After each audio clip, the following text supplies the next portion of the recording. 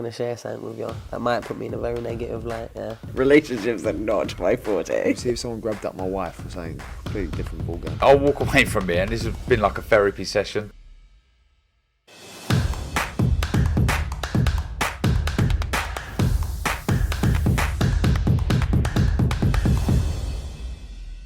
Oscar Bevis, IFL TV, proudly sponsored by the last. Bilal Ali joins me. Mate, thanks for giving me some of your time. How's things? Thank you for giving me your time. I'll do the mic hold. Do you know what? I won't restart it, but I often get this kind of little awkward who holds the mic. But that's I'll do that one. Yeah, how's things? Things are good, man. How are you? I'm good, mate. I'm good.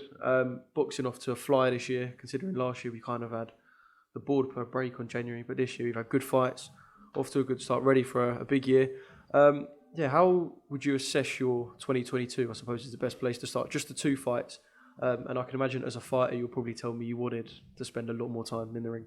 Yeah, well, I mean, one thing that I'm truly blessed with is that, of course, we got 2 fights back to back. I think last year was a bit of I'll say it was a process because, of course, I changed teams and, the switch and everything. So I'll say the first year was slow, and then end of the year, there was just a great switch. It was a great end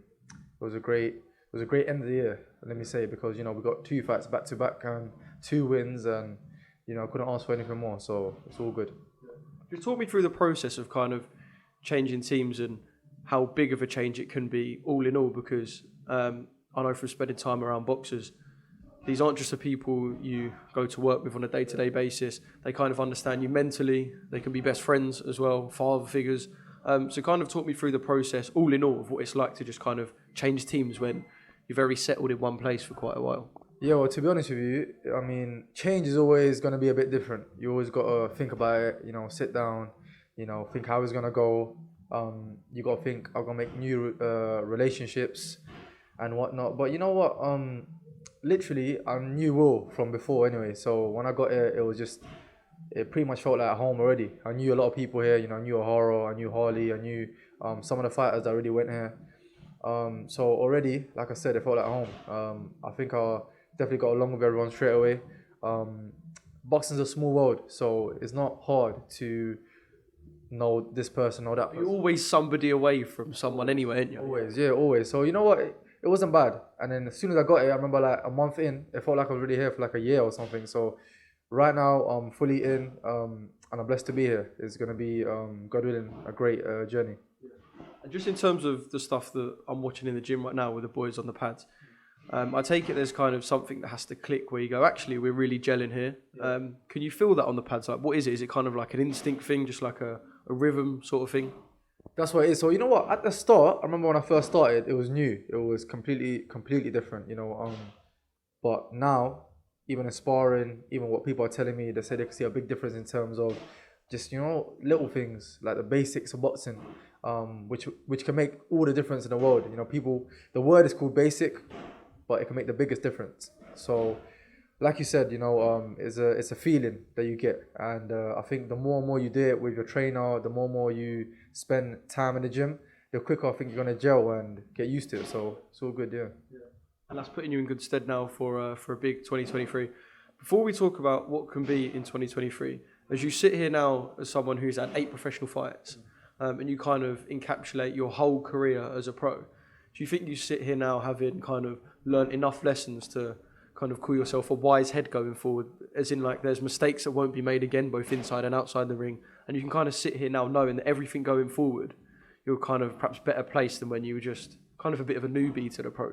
Yeah, in a way, 100%. I mean, I think we're always learning, I think we're always trying to search for something new, something that we can learn. Of course, there's not enough learning, I mean, there's always room for improvements, room for learning, and,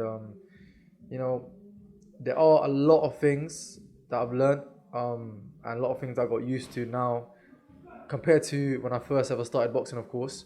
But even now, I mean, there might be even things in the future where I say, I didn't know that then and now. And right now, all I'm saying is there's a lot of, like I said, there's always room for improvement. And even for me, if you see my old interviews, I've always said that there's always room for improvement, no matter what. There's always room for learning, and there's always room for experiencing things. And right now, I think that's what I'm doing. And I can't wait to learn even more.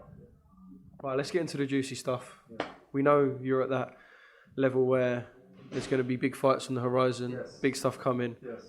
You know what IFL's about. Let's talk juicy. Who's getting it? Who's getting it, baby? Who's getting it? You weren't getting off lightly. Who's getting it? Yeah, you know what? Well, my next fight. Even there's a place where you want to sit there and kind of directly call for people, because I know there's kind of a point where that all comes, but you know what people are like. People want to see fights with a bit of spice to them. No, of course. Listen, like I said, I've always been the sort of person that believed in entertaining people. I'm the sort of person, when I was young, I used to watch WWE and all this stuff, and I know WWE is completely different to boxing, of course, but in sense of entertainment, you have to bring that in boxing. And it doesn't mean you're a bad guy, it doesn't mean nothing. It's just a character that you got. And right now, you know, there will be a time for that, 100%. I mean, whoever's got the belts, those are the people that I'm coming for. And my next fight is against, it's a step up. So it's a step up for me. So I think this is the start of something that I can prove to the world and the country. So I can't wait. And that is it's a York Hall card. There's so many dates at the moment, you're going to have to remind me. February 24th. York Hall, like you said. It's going to be a great night. Yeah, really looking forward to it. And looking forward to seeing kind of what pans out from here for 2023. One thing I've got to ask you about is the weekend. Artur Beterbiev, Anthony Yarde. I know obviously you know Anthony and the team really well. Just first off, from an entertainment perspective, mate, what's a fight? What a fight. You know what? Without trying to overreact, I think that was one of the best fights ever. Like in terms of, like in boxing, honestly, because even when I was there, my focus is more on wanting Anthony to, of course, get the win. But you know, watching the fight over when I got home and whatnot, it was an amazing fight. I think the crowd loved it. That was a great atmosphere, and you know what? I think that's good for boxing. You know, he done great. Anthony done great. He should be proud of himself. I think one day, 100%, he'll be a world champion, and it's a bright future for him. Obviously, Tunde made the decision to kind of pull Anthony out of the fight. It did look like at that point it was only going in one direction, and we know first and foremost it's solely about care for the fighter. We know their relationship. It's more than a trainer-fighter relationship. So I can imagine knowing Tunde and seeing that relationship firsthand. You know that, and I don't think anyone disagrees with the decision that night. Nah, you know what? He just got caught. It's boxing. It happens. You know, he got caught with a shot, and I think Tunde done the right thing. You know, you live to fight another day, and I think that was a good choice made by Tunde. And yeah, man, I think that was a good choice overall.